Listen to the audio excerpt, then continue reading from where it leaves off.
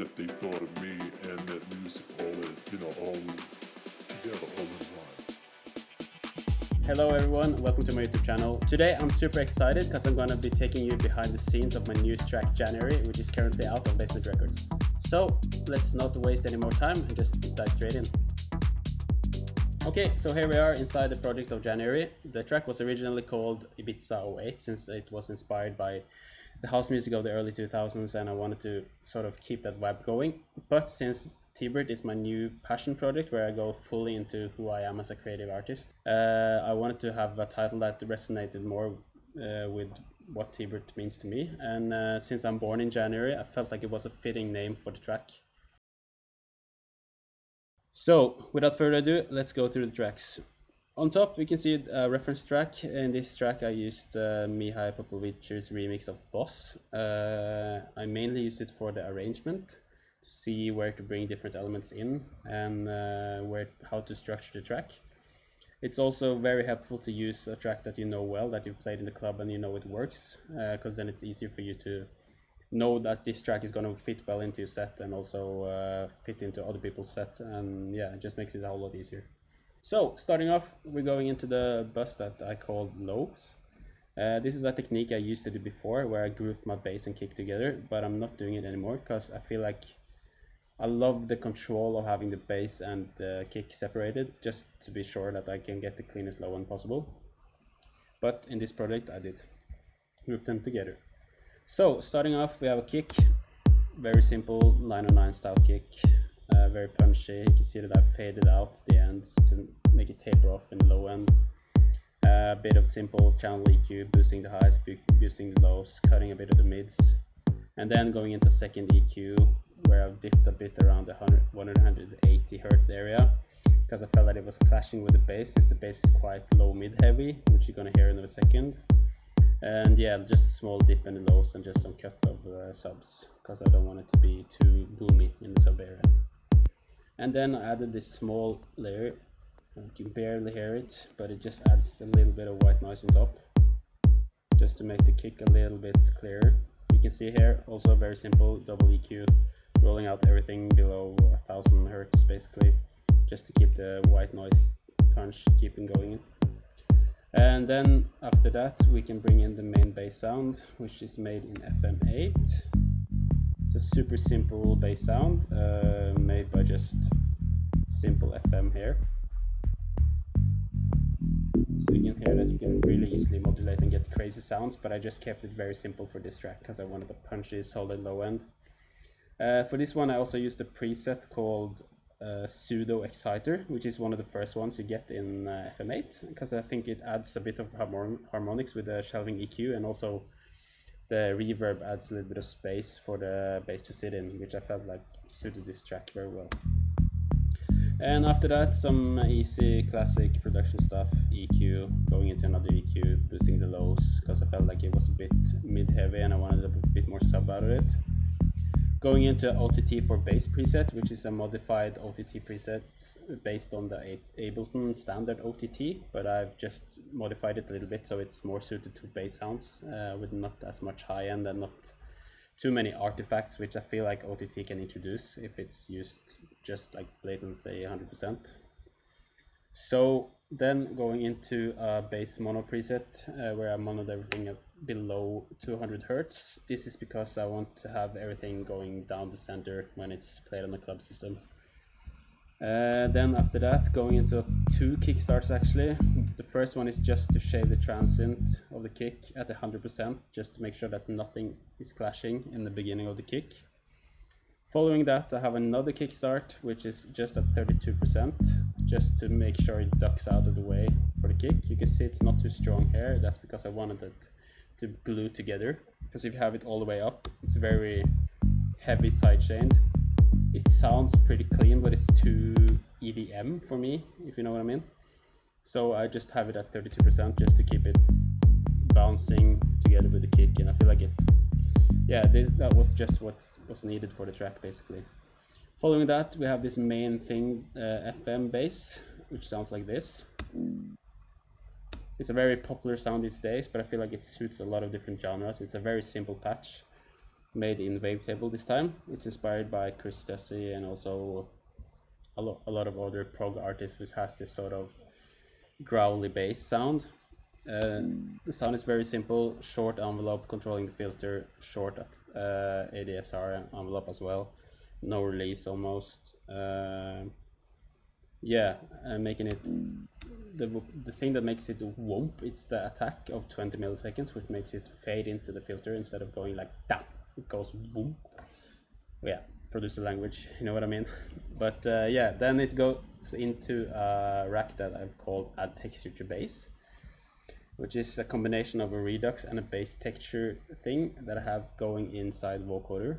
So for this rack, it's very subtle, but it adds some white noise on top of everything that you add it onto. So you can hear the Redux if I have it at 100%.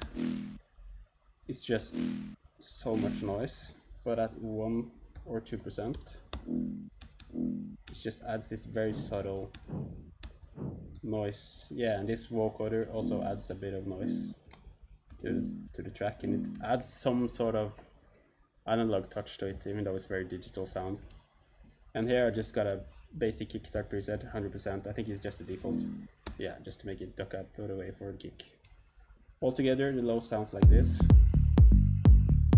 Really punchy, really nice, really solid, pretty glued together.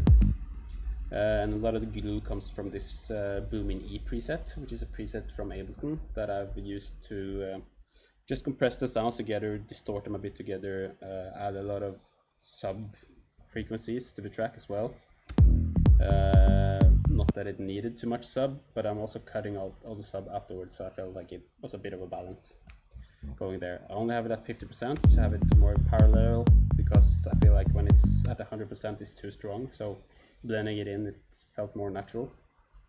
After that, I have a EQ where I've used low cut, which is a low cut at 80 Hz, I think, but I've also added a couple dB of boost, which makes the low end sort of have a curve where it rolls out instead of having it just a direct cut or brick wall cut.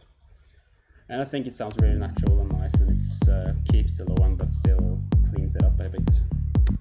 Moving on, we have the drums sounding like this. Pretty simple stuff basically. It's some 909 drums, very simple clap. I've started digging into old sample packs again, and I think this clap was from a pack that DeMarzo shared in his EMC thing, and it's from my old sample pack. I don't know which one, but it's very nice, very snappy. I've pre-shifted it 5 milliseconds before the kick. This way the kick and the clap doesn't just smack on top of each other, which can kill your headroom in a way. So it's just making a bit more space for both of them, and also adding a bit more of a flam to the clap, making it punch a bit more to the mix. This thing is actually very nice. It's called the Grain Ceos. It's a thing that I think was from Ceos's pack for PML, and it's this very delayed weird signal where the timing is shifting all the time. I'm just using it at 7%, but it keeps the claps moving in a way so they're not too static. Also after that, I have a standard clip, just clipping the tops of the clap, because I felt like the clap was clashing a bit in the mix and poking itself way too much. And I felt like it added a bit more glue when I compressed it all together afterwards.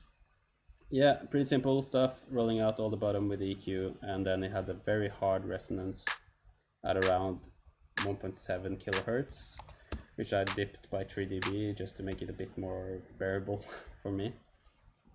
And yeah, then going into the tops, we have this big group of a lot of different sounds. We have this thing, this is the main hat, pretty simple. Yeah, basically a 909 style hat. But the funny thing is that I added this layer, which is actually myself going like and just to have different textures, and I used the last one here. You can hear like the different ones.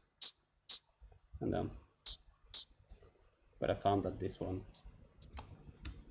had some sort of digital quality, even though it's my voice, and I feel like it brought another dimension to the hat than what it did have before. So together they sound like this. yeah, so it's adding a bit of tonality and a bit more of a human feel. I don't know how to explain it, but yeah, a human feel to the hats. And this is the open hat I added later on. Just add some more sustain. Pretty similar sounding to the other ones, so I feel like they glued very well together. Yeah, it just keeps the energy going. You can see I also have it coming in and out of the track just to keep the momentum and also keep the listener engaged throughout the production since it's so minimal. Later on, I also bring in these rides, which is from Welt Sound, which is a German producer, which is amazing. His back is super nice for techno sounds, but I've used it in my track as well. Very usable stuff, adds a lot of energy. So you can hear here together the hats and the ride. Very nice plant, keeps it going. Then moving into the next group, it's a group I called loops because it's basically just loops I dragged in. This one is from Mihai Popovic's pack, I think. Originally it sounded like this. Oh wait, I'm just gonna turn off the processing. Originally it sounded like this, which is pretty busy and super nice sounding loop, but it's very busy for me, and especially this track I felt like it was way too much for me. So I took it down using the Beats transient mode, and the first one here, you can drag it down. It makes it more snappy, so I just kept it very, very short. And then after that, I've removed almost all the transients with the transient designer just to keep it softer and leave more space for the main hat. And after that, I'm running it through a clipper just to shave off any harsh stuff on the top. And a bit of an EQ, lifting up the highs a little bit, adding some more sparkle and air, and then cutting out all the lows. And a kickstart for sidechain. Here's also a very nice loop. It doesn't seem like I've done anything to that loop other than a bit of EQ and sidechain. As you can see, I'm doing the same stuff to more or less all the different layers. It's because I feel like doing the same stuff and having the same sidechain sort of glues them together in a way that, yeah, it makes it sound like one loop instead of many different loops, basically. This one is a very nice one. We can turn it up a little bit. It's a very weird loop that was from Christian Burkhardt's pack, I think. Originally sounded something like this, which is very glitchy modular sound, and I used the same transient trick just to get it a bit more percussive. And I've added 2 different shifters on it, which basically just pitches the sound everywhere, up and down. Sounds super harsh, so that's why I added an EQ, which is very drastic, cutting out everything below 400 and everything above 3.25k. As you can hear, it's a very subtle background sound, but in the mix it adds a lot of energy because it's always rolling on the 16th, so it's yeah, keeping the groove going.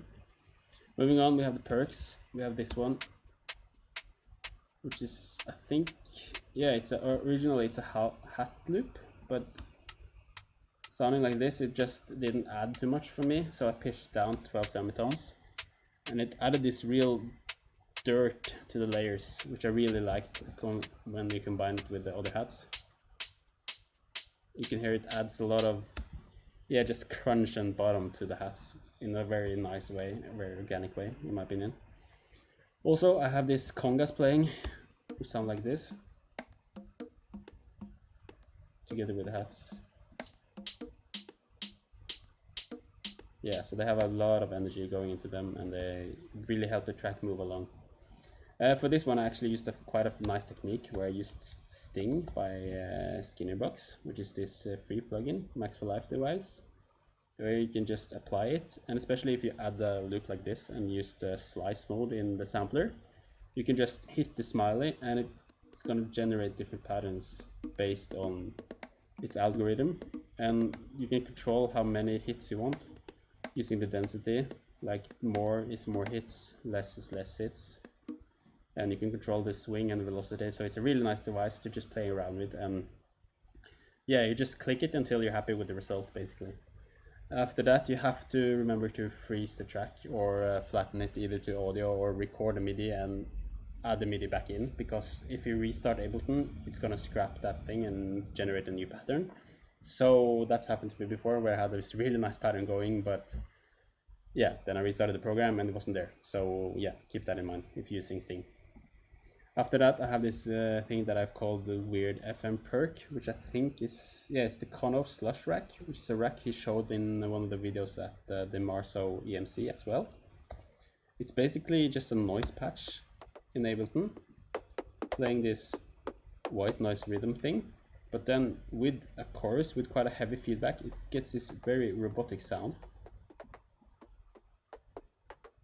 with a lot of feedback as well. And then I added some auto pan just to pan it around a bit, and then Redux, which really crunches it up, makes it very digital sound, but I really like it the way it sounds in the mix. It sort of, yeah, keeps the energy going, and it's some high element that's a bit more of an air candy thing than that is in your face in a way.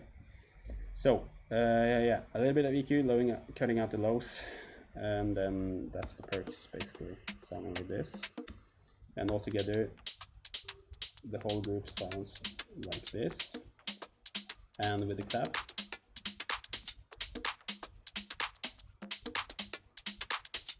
yeah.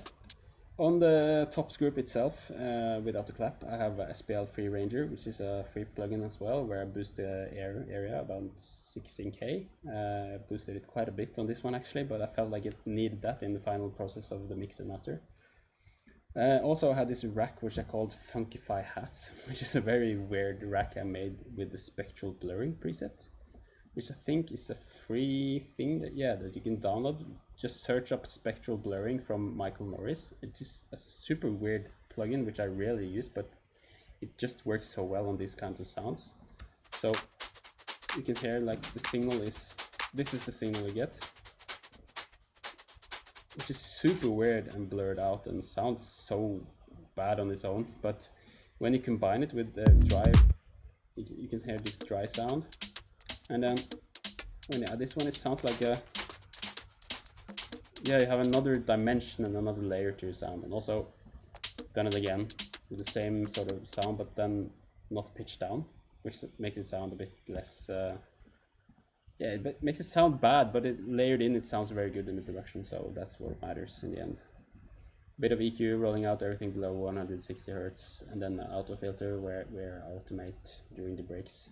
The entire group then goes through an effect rack where I have a decapitator, adding some warmth and saturation, a devil lock, adding a lot of hard compression, but I'm only using it on like 1% in the final mix, just to add some crunch and, yeah, glue to the whole group. And a bit of phase, because that's also a thing that DeMarso taught in his EMC classes, that he uses a little bit of phaser just to add some sort of shifting, which makes the sound a bit more analog in a way. And also a primal tap where I've automated dry wet to have these delay fills, which sound like this, which, yeah, just keeps the track going and adds a little bit extra momentum. I also have cut everything below around 100, now 200 Hertz, a little bit of a boost in the high end as well. And then an endless smile, building up tension before it drops, and then everything is going through a soothe, just factory settings, added a bit more focus around the 8K, 7K area, because I feel like that's the place where it cuts the airs the most. Yeah, so altogether that sounds like this. With the drums and the kick and the bass, it sounds like this. So this is basically the foundation of the track, where I felt like I had a really nice bass going with a nice groove. It's rolling, it's keeping the pace going pretty nice. But I felt like it needed some melodic elements, and that's where the chords come in. So first off, I have this main chord sound, which sounds like this. It's a synth that I called chord off because it plays on off beats.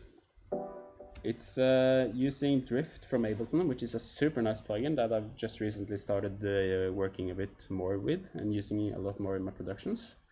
It's a simple patch with just a just a saw wave and a sine wave going into the synth, using just some basic filtering, some envelopes just to shape the sound, and then it's going into compression, which is inspired by the LA2A, then into some Tal chorus, which is a really nice free plugin, which you can use. It based on the Juno chorus, and it's yeah, super helpful to add some width to the sounds and also make them feel a bit more analog than digital. After that, going into an EQ where I'm shaping the sound. This is basically for the mix stage, so that nothing clashes. A little bit of the fake dub room, which I feel like has a really nice character. It's super muffled and dark, but it sounds very nice in these kind of genres, so I've used it at 10% just to put it in a space. A delay, just to give it even more space, using the ping pong mode so it pans around the ears, adding some bit more air candy. And then running into a reverb, which just adds even more room to the sound. One thing that's actually pretty fun with this patch is that I've used the velocity control here in Drift, which I've added 11%. So that means that when I trigger the notes at different velocities, it's gonna change the filter and where the filter is. And that's why I have this add some random device at the beginning, because that's gonna generate that for me, so I don't have to manually tweak everything. It's gonna give me a random result every time the chord plays. After that, we have the main sort of hook coming in, which is this one.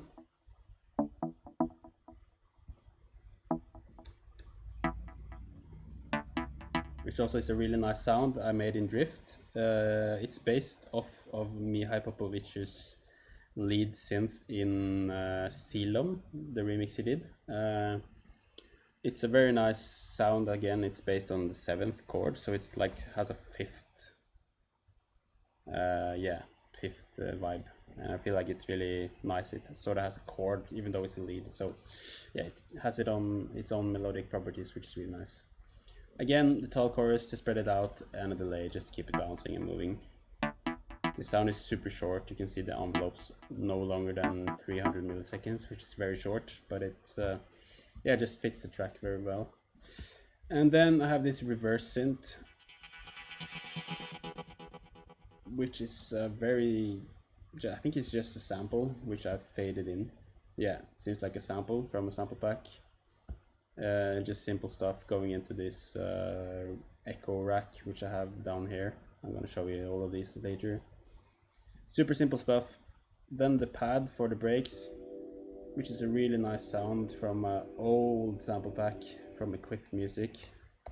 Originally it sounds like this, so actually pretty similar to what I'm doing, but then I just added some filtering and some simple EQ just to have a bit more movement. And also I have this effect track on it where I'm adding a filter freak that creates a bit of movement on the sound, and also an echo that I made.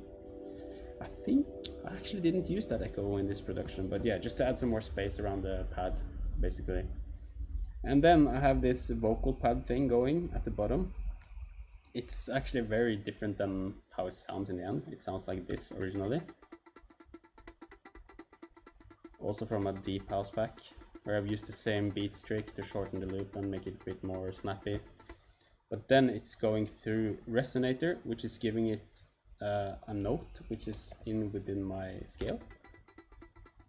You can hear here. It's very resonant and bad sounding on its own, but in the mix it sounds very good in my opinion. Then it's going into, let's see if I can show you this ones.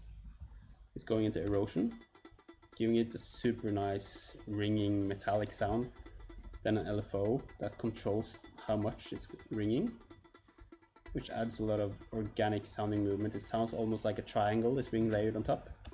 Then going into auto filter, which swirls the sound around, makes it very weird, very nice, not too sharp either. So then into a delay, which gives it even more shuffle and also a bit more space. Then into a tremolo, which also spreads the sound and makes it sound super weird. Then into another shifter, which makes it sound even more weird. And then into an EQ, cutting out everything of the highs and also the lows, making it super basic. And altogether the sound sounds like this. Super nice. drop, it sounds like this. So every sound, that's also a very important thing about this production. I try to keep every sound as separate as possible, so no sound is playing on top of each other. That way, I feel like it makes the mix cleaner, and it's also easy for the listener to pick out what the sounds are. And yeah, and then moving into the vocal sample, which I've used. It's this sample And of so he was like, Frankie Knuckles, actually, from an interview he did on House Music about the birth of the genre and how it got its name. It's originally sounding like well, this. it's the house. It's what everybody calls it. He was like, it's everybody's nickname for the place. And I just thought, oh. So this is from a podcast I did, and then I Well, it's the house. It's what everybody calls it. He was like, it's everybody's to shift it down, soothe, to remove the hard frequencies and harsh frequencies from the top where it's really sharp in the original recording. I added some compression just to make it sit better in the mix, a couple of compressors there actually, and then low cut at 150 Hertz and some delay to give it some space, and then the kickstart to make it duck for the kick basically in the drop. Then moving on to the final group, we have the effects. This track is super minimal, so it doesn't have a lot of effects. We have this snare fill before each drop. Super simple sound. I think it's from a 909 pitched some way. I don't really know where I found it, but it's probably from some sample pack. And also a reverse cymbal hit with some delay, because I didn't want to have a crash on the hit, but the delay sort of makes the hit for me, but it's less aggressive because it's reversed, which I felt like just suited the track basically. And then I have a effects and texture group on the bottom here. Super simple stuff. Very simple percussive loop, which is super low in the mix. Also this one, which is just your standard vinyl noise. Low and high cut on both of them. This loop goes through a phaser for some added movement, and some auto pan to add even more stereo movement. Those two are grouped together just because I wanted to control how much I wanted them in the end, so it's pretty low. You can barely hear it in the mix, but it adds some texture and grit to the track. I think that's every element. I'm gonna walk through the different sends I have as well. On this track I didn't use too many sends, it seems. I've used this one, which is a room, which you can hear. I don't know if you can even hear that. It's basically adding some space and some room for the synths to live in. Super simple stuff. Just a room plugin. It's free. I think it's from Analog Obsession. Super nice plugin company. Definitely recommend. Very short decay just to give it a slight room. Cut low cut at 100 hertz, and then I cut all the highs above from 20k, which is, I think it slopes down, so it's a lot darker that way. Also I have a bit of automation on this echo send I have right here, which let me see if I can find it here. You can just hear it coming in. So it's echo, which I just use for effects basically. Then I have this hyper compressor thing, which I don't know if I used actually in this track. It seems like, I did actually use that. It's you just try to find the balance of the sounds you have in your mix, and it's a super compressed sound. It's actually made by Per Hammar, which is a really nice Swedish producer. So together that sounds like this, which is the whole track just squashed together, and I blended in at minus 18 decibels just to add a bit more parallel compression and oomph, I guess. And then I have some automation for a rack that Dilby made, which is called the Jackie Spray, which is just a long reverb sound, which is really nice for these transitional elements where it just hangs for a long time, and it just makes the transition cleaner. Then going into the master chain, I have this rack by Ruffin Studio, which is just cutting the stereo lows and also the Just a low cut to remove some rumble, boosting a little bit of stereo. Just very simple rack, removing some boxiness as well. Then it's going into a saturator with the soft sine setting, which is also very similar to the Oxford inflator, but it's a very nice and CPU friendly way for us Ableton users to get a little bit more oomph and volume out of the track. Then it's going into a Studer tape recorder, which I've used on the GP9 setting, but this track was mixed pretty loudly, so I had to back off the input a little bit because I was getting too much saturation. But yeah, it just saturates the track, glues it a little bit more together. Then it's going into a clip, standard clip like this, because just to catch any peaks if there were any, but I don't think it's doing much, but just for safety.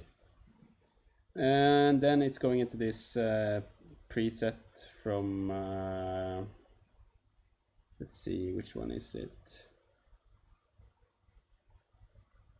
Yeah, anyways, it's from FabFilter Pro L. It's called Squeezed, and let's see, I have to find it here. Yeah, this one, Squeezed and Stylish, and I've boosted the gain 7 dB, so ending up at around -9 LUFS approximately, which is pretty good, pretty loud, very nice, works for the club.